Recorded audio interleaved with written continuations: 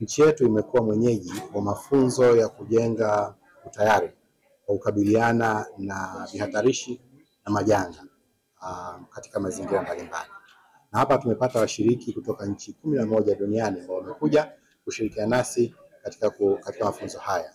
Tunawashukuru wenzetu wa Uturuki ambao wameshirikiana nasi katika mafunzo haya, na mafunzo haya yamelenga zaidi katika kujenga uwezo wa namna ya kuwashirikisha viongozi wa kijamii mpaka ngazi ya chini kabisa katika kukabiliana na majanga. Kwetu sisi ni mafunzo ambayo ni muhimu sana kwa sababu yanaendelea kutujengea uwezo ndani ya nchi yetu. Kwa sasa tumejenga uwezo mkubwa sana wa namna ya kukabiliana na majanga. Tunayo sheria, tunazo sera, lakini vile vile tuna utaratibu maalum ambao umeshatengenezwa na serikali ya namna ya kukabiliana na majanga, namna ya kutoa tahadhari mapema, lakini vile vile namna ya kuweza kurejesha hali inapotokea majanga. Uzoefu wetu umesaidia hapa nchini, lakini vile tumewashirikisha na wenzetu wa nchi mbalimbali ambao wamefika hapa na wengine ambao hawakufika hapa. Na tunaamini kwamba kwa uzoefu huu ambao tumepata katika mafunzo haya, kuchanganya na ule uzoefu ambao tumepata nchini wetu, Tanzania inakuwa katika nafasi bora zaidi ya kukabiliana na majanga.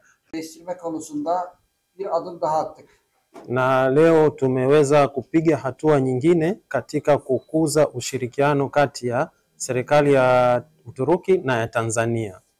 Ben yeni Türkiye Büyükelçisi olarak her konuda Tanzanya halkına yardımcı olmak konusunda ülkemin, vatandaşlarımın ve devletin desteğiyle burada bulunuyorum. Mimi kama balozi mpya wa Uturuki hapa Tanzania niko hapa kwa ajili ya kuonesha ushirikiano na kuweza kutoa mchango wangu kwa kitu chochote ambacho serikali hizi mbili zinaweza kushirikiana.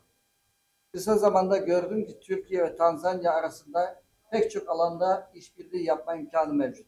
Kama mnavyojua, ndani ya muda mfupi serikali ya Uturuki na serikali ya Tanzania imeweza kushirikiana kwenye mambo mbalimbali. İnanıyorum ki önümüzdeki dönemde bu alanlarda pek çok gelişme sağlayacağız. Na ninaamini ndani ya muda mfupi tunaweza kuongeza ushirikiano wetu kwa zaidi. Bugün burada küçük bir örneğini uyguladık. Na leo tumeona moja ya mifano ambayo tumeweza kushirikiana.